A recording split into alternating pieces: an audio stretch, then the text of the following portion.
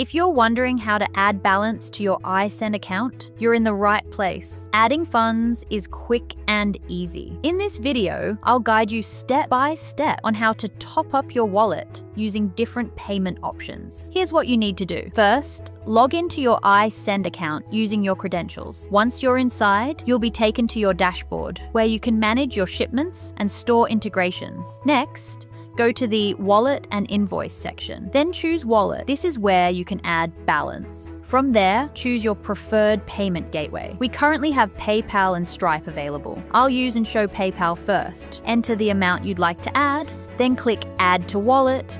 You'll be redirected to PayPal. Enter your email address, click Next, then enter your password after that. Click Continue to review order. Once the payment is completed, you'll see a payment done successfully. Then click Go back to Wallet to check if your top-up has been added to your account. So here, you can now see that it has been successfully added to your wallet. If you don't have PayPal, you can also use Stripe. Simply select Stripe as your payment gateway, enter the amount.